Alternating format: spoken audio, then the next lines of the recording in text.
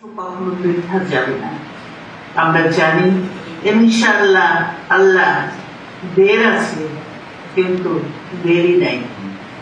আমাদের হয়তো দেরি হচ্ছে, পাচ্ছি না আমরা যে কাঙ্ক্ষিত লক্ষ্যে পৌঁছানোর কথা সেটি পাচ্ছি না, কিন্তু ইনশাআল্লাহ আমরা জানি আমরা পাবো এবং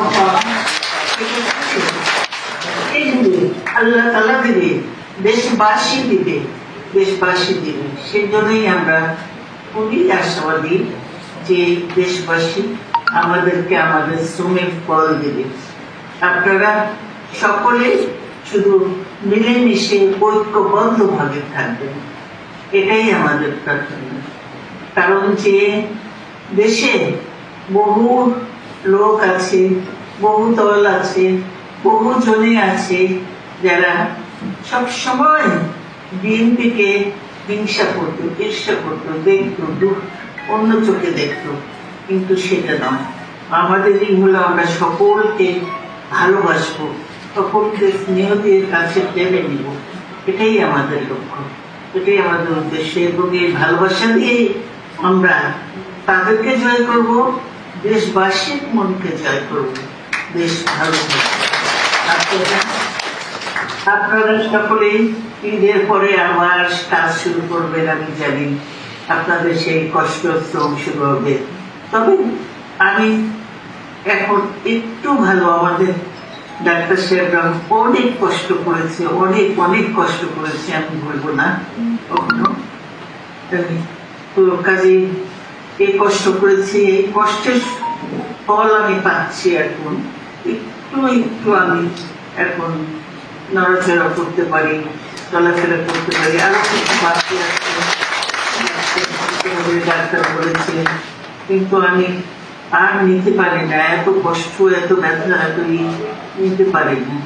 সেই জন্য ওই যাই যাব করেও যায়নি, কিন্তু যেতে হবে, নাহলে এগুলো ঠিক হবে না, সেই ইয়েতে আছি।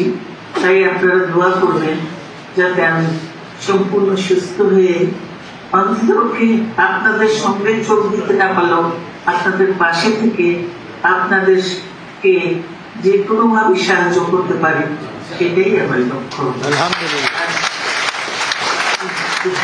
আমি বলতে চাই না, কেন বক্তব্য অনেকক্ষণ দিলে আমরা হাঁপিয়ে যান, এখনো দুর্বল আছে যথেষ্ট। কাজে আপনাদের সকলের সুস্বাস্থ্য, দীর্ঘায়ু, মঙ্গল কামনা করে আমি আমার বক্তব্য এখানে শেষ করছি।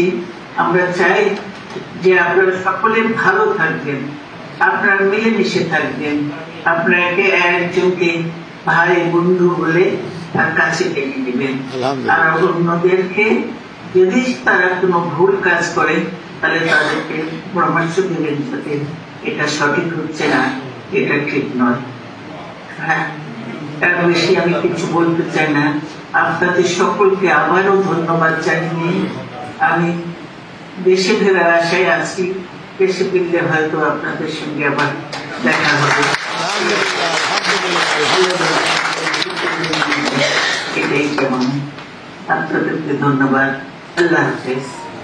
ধন্যবাদ আপনাকে, আমাদের সবচেয়ে প্রিয় মানুষ, এই দেশের এই 16 কোটি মানুষের সবচেয়ে প্রিয় মানুষ, স্বাধীনতা, সার্বভৌমত্ব এবং গণতন্ত্রের অতন্দ্র প্রহরী হিসাবে মানুষ আপনাকে জানে।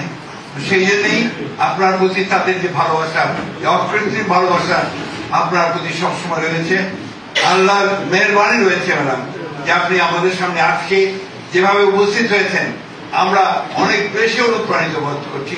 আমার মনে হয় যে আমরা এখানে সবাই একমত এই বিষয়ে।